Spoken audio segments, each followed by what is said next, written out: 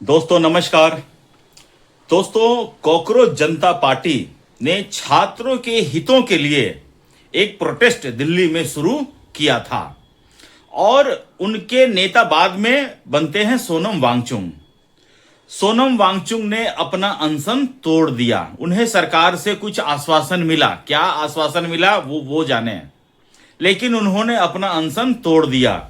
उसके बाद कॉकरोच जनता पार्टी के दो नालायक भारतीय जनता पार्टी के दो मंत्री जेपी नड्डा और जितेंद्र सिंह से जाकर मिलते हैं और उन्हें अपनी 3 डिमांड बता देते हैं, जो कहते हैं कि ये डिमांड नॉन नेगोशिएबल है। तो डिमांड नंबर 1 क्या है? डिमांड नंबर 1 है शिक्षा मंत्री धर्मेंद्र प्रधान का इस्तीफा। डिमांड नंबर 2, जो छात्र इसमें सुसाइड किए हैं उनके परिजन को, उनके फैमिली मेंबर्स को 1 करोड़ का कंपनसेशन। और तीसरा डिमांड कि जो भी प्रोटेस्ट में लोग थे जिन्होंने पत्थरबाजी किया है, पुलिस पर अटैक किया है, लोगों को मारा है, उनके खिलाफ जितने भी केसेस किए गए हैं वो सारे के सारे वापस लेने होंगे। सीजीपी के नलायकों, दोगलों, दल्लों, ये तुमने क्या किया? छात्रों के साथ, छात्रों के हितों के साथ समझौता क्यों किया, ये बताओ। ये जो तुम्हारी 3 डिमांड है, इसमें छात्रों का भविष्य कैसे सुधर सकता है?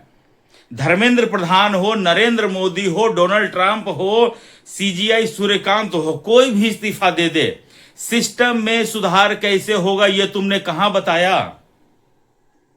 बताओ। छात्रों के हितों की रक्षा कैसे हो सकती है ये तुमने कहां बताया? तुमने तो सिर्फ अपनी पिछवाड़े को बचा लिया कि हमारे खिलाफ कोई केस ना हो और अगर इस पे मान जाते हैं तो हम चले जाएंगे यहां से। तुमने सिर्फ इतना ही किया है। छात्रों के हितों की रक्षा तुमने कहां की? एनटीए में गड़बड़ियां जो हो रही हैं, नीट के एग्जाम में जो जरूरी बदलाव होने चाहिए, किस तरह से पेपर लीक रुके, इस पर तुमने अपना तो कुछ ज्ञान दिया ही नहीं।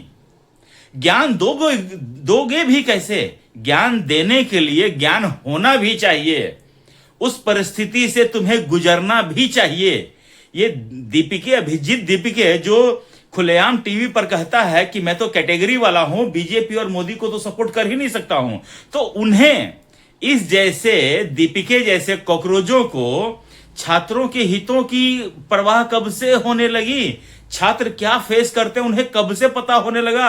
और उन्हें पता चलेगा कैसे जब उन्होंने कुछ किया ही नहीं है? तो फिर दोस्तों मैं कह रहा हूं, ये कॉकरोच जनता पार्टी का पूरा प्रोटेस्ट एक जनता के द्वारा हारे हुए, जो आज तक जनता के बीच जाकर एक जीत दिला नहीं पाए हैं, उन सभी पॉलिटिकल पार्टियों को रिवाइव करने का, उन्हें जीवन दान देने का एक हथकंडा था, इसके सिवाय और कुछ नहीं। दोस्तों मैं आपको एक एग्जांपल देता हूं। ये आदमी को देख लीजिए, आदमी है फारूक अब्दुल्ला। ये दोगला है। ये आज कह रहा है कि जब छात्र प्रोटेस्ट कर रहे थे तो वो निहत्थे थे और उन्हें मारा गया और ये इतिहास का सबसे काला दिन है। दोस्तों मैं ये स्टेटमेंट इस आदमी के मुंह से सुना हूं तो मुझे लगा कि आज धरती फटे, मैं इसमें समा जाऊं। दोस्तों इसके शासनकाल में कश्मीरी पंडितों की नृशंस हत्या हुई है। 1-2 नहीं, हजारों लाखों की संख्या में हमारे कश्मीरी भाई और बहनों के साथ अत्याचार हुआ था। और उस समय क्या कश्मीरी पंडित बंदूक लेके लड़ रहे थे? वो भी निहत्थे थे फारूक अब्दुल्ला, और तुमने उनकी हत्याएं करवाई हैं। और आज तुम कह रहे हो कि ये छात्र निहत्थे थे, ये काला दिन है। और तुमने जो 19 जनवरी 1990 में किया था वो क्या गोरा दिन था? दोस्तों गजब की पॉलिटिक्स हो रही है। छात्रों के हितों की तो कोई बात ही नहीं कर रहा है। मैं टीवी पर देख रहा था, एक लड़का है, वो अपनी व्यथा सुना रहा था। वो जनरल कैटेगरी का था। वो कह रहा है कि मेरे से मैं दिन रात पढ़ाई किया हूं, तैयारी किया हूं और बॉर्डर पर आकर लटक जा रहा हूं, क्योंकि उनसे कम नंबर वाले आगे बढ़ जा रहे हैं। तो फिर यहां मेरिट की बात क्यों कौन कर रहा है? छात्रों के हितों की रक्षा की बात कहां हो रही है? छात्र तो छात्र होते हैं ना। केजरीवाल कहता है ना कि ये हमारे बच्चे हैं। तो फिर जिनके नाम के आगे चतुर्वेदी है, पांडे है, वो आपके बच्चे नहीं है क्या? फिर वो ज्यादा नंबर लाने के बावजूद भी उनको कॉलेज क्यों नहीं मिलता है? 0 नंबर वाला या निगेटिव नंबर वाला डॉक्टर या इंजीनियर कैसे बन जाता है? इस पर बात करो ना। अलग अलग स्टेट में अलग अलग नंबर पर एडमिशन मिलता है, ऐसा क्यों होता है? जेई मेंस का जो एग्जाम होता है उसमें भी सेम है। अलग अलग स्टेट्स में आईआईटी हैं, एनआईटी हैं, ट्रिपल आईटी हैं, और वहां पर बच्चों के अलग अलग रैंक पर एडमिशन मिलता है। Same goes with the NEET. और जो नीट दिया है, जेई मेंस दिया है, उसको ये दुख, ये दर्द पता होगा। लेकिन इन कॉकरोच जनता पार्टी के नालायक जो हैं, जो पता नहीं कहां से जन्म गए हैं, ठीक है ना, उन लोगों ने जाके छात्रों के हितों के साथ समझौता कर लिया। और दोस्तों, जो जंतर मंतर पर जो छात्र हैं वो ऐसी भद्दी भद्दी गालियां दे रहे हैं, ऐसी भद्दी भद्दी बातें लिख रहे हैं, अगर उनके पेरेंट्स देख रहे होंगे तो वो सोच रहे होंगे कि काश उस रात को हम सो जाते, या उस रात को हम पहन लेते छतरी, तो ऐसे नालायक बच्चे, बेटियां पैदा नहीं होती या बेटे पैदा नहीं होते। उस दिन वो सोच रहे होते कि उस दिन साला हम अगर कुछ और कर लिए होते तो ये नहीं जन्मता। मैं कहूंगा दोस्तों, जिस तरह से शब्दों का यूज, जिस तरह से पैम्पलेट चिपका के लोग आ रहे हैं, मैं तो यही कहूंगा कि गलती उसकी नहीं है, गलती उसके माँ बाप की है। अगर उसके माँ बाप उस दिन जल्दी सो जाते या उस दिन कुछ पहन लेते तो ऐसे नालायक बच्चे पैदा नहीं होते। दोस्तों, छात्रों के हितों की रक्षा करना हर किसी का अधिकार है, और उसके लिए हर किसी को संघर्ष करना पड़ेगा। और इसके लिए अगर आप ये सोचो कि राहुल गांधी तुम्हारे हितों की रक्षा कर देंगे, सवाल ही नहीं होता है। अखिलेश यादव तुम्हारे हितों की रक्षा करेंगे, सवाल ही नहीं होता है। अरविंद केजरीवाल तुम्हारे हितों की रक्षा करेंगे, सवाल ही नहीं होता है। तुम्हारे हितों की रक्षा करने वाला अगर कोई है तो वो प्राइम मिनिस्टर नरेंद्र मोदी ही हैं, भारतीय जनता पार्टी की ही सरकार है। अगर दूसरा किसी की सरकार होता तो तुम देख लो, पंजाब में तुमको तो मारा ही है, बच्चों को तो मारा ही है, उनके पेरेंट्स को भी मारा है। जो तुम्हारे पेरेंट्स हैं, बहुत सारे मैं देख रहा हूं, पेरेंट्स आके कह रहे हैं हिंदू कौन है, हिंदू के नाम का कोई चीज ही नहीं है।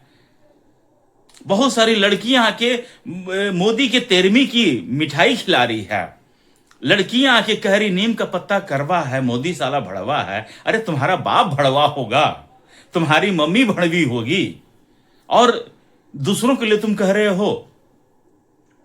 तो दोस्तों, ये प्रोटेस्ट है ही नहीं, ये प्रोटेस्ट फेल पॉलिटिशियन के रिवाइव का एक एजेंडा है। और मुझे लगता है कि अब ये एजेंडा खत्म हो गया है। ये सारे लोग अब अपने अपने घर जाएंगे, इनका कुछ भी नहीं हो सकता है।